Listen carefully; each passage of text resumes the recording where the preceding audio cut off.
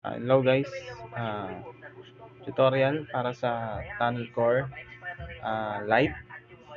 So, ang kagandahan sa Tunnel Core Lite, wala na siyang ads. Wala na rin siyang time. So, tuloy-tuloy yung pag-internet mo. So, hindi mo na kailangan manood ng ads. Hindi mo na rin kailangan maglagay ng oras.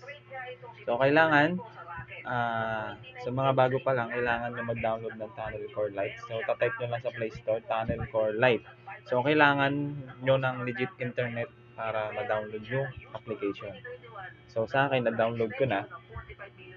So, once na na-download nyo na, open nyo yung application. Okay? Tapos, kailangan nyo i-update. So, kailangan ng legit internet. Kailangan ng legit internet para ma-update yung ang Tunnel Core Lite. So, paano ba i-update? Ito, 3 lines. Click nyo lang yung update resources. Once na may lumabas dyan, okay nyo lang. So, ganito po ganito po lalabas na.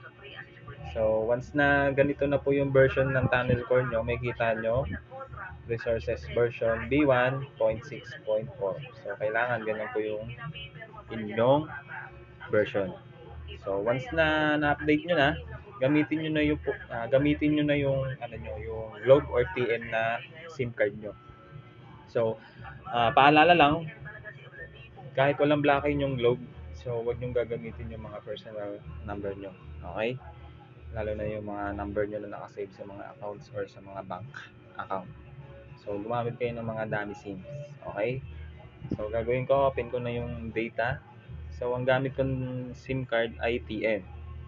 So, ang gagawin nyo, pili mo na kayo ng tweaks. Pag pili nyo ng tweaks, ang pipiliin nyo, yung GTN Load 1 or yung GTN Load 2. Okay? So, pipiliin ko yung 1. Then, pili ka na rin ng server. Meron tayong server dyan. Pili na lang kayo, guys. Kung ano yung malakas na server sa inyo. So, sa akin, 4. Then, pagtapos, punta kayo ng settings logo. Baguhin nyo yung primary DNS or second DNS. Pag walang browse. Halimbawa, connected na po kayo tapos wala siyang browse. Babaguhin nyo yung DNS. So, pwede nyo gayahin yung DNS na ito. Pwede nyo gayahin. Pag hindi naman po working yung DNS na to, punta kayo ng read updates. Click nyo lang yan. So, yan. Pili po kayo ng DNS na working sa area nyo. So, yan. Pag okay na, naset na lahat, ang gagawin nyo po, start nyo.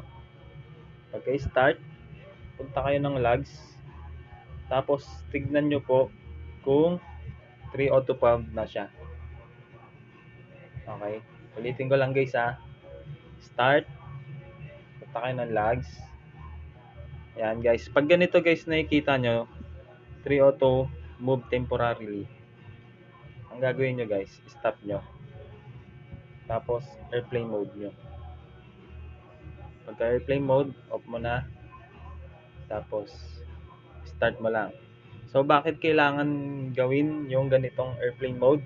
Kasi kailangan makahanap ng magic IP yung tunnel core.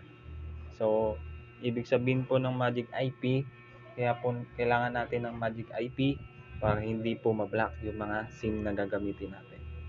Okay? So, start natin. Punta ng logs. Check nyo po kung 3 auto found na. Ayan. So, may kita nyo guys. Stop ko guys para di nyo para makita nyo. So, once na po ganito na, 3 auto found na yung nakikita nyo sa logs, sa details ng logs, start ko guys. Hintayin nyo na lang po kumonect yan.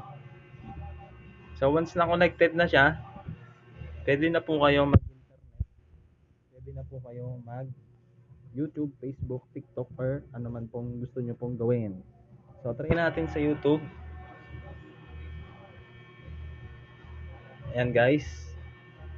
Working siya. Mabilis. Try naman po natin sa Facebook. Try natin sa live. Pwede na po kayo magbabad sa mga favorite streamers nyo na hindi na kayo gagastos ng load. Ayan. Kagandahan po dyan, wala na po kayong time, wala na po siyang ads. So, less hassle na po siya. So, yan. Try po natin. Kinampan mo siya mag-retry parang si Tayana. Ayan, guys. Try pa natin yung iba. Okay, guys. Then, try naman po natin yung TikTok.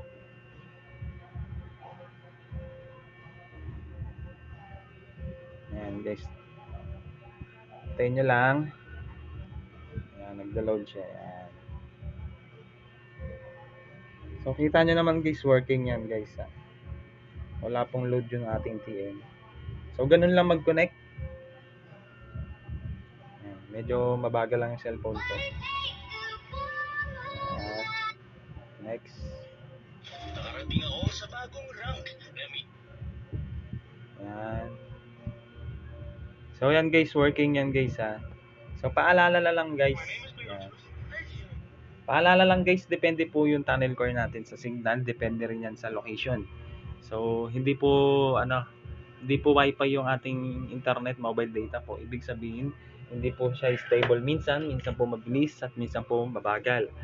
So, sa mga gusto lang po ng free internet, pwede po kayo mag-tunnel core lite kung ayaw nyo po mag-add ng time. So, sana po nakatulong ang ating munting tutorial sa mga bagong gagamit ng tunnel core lite. So, yun lang.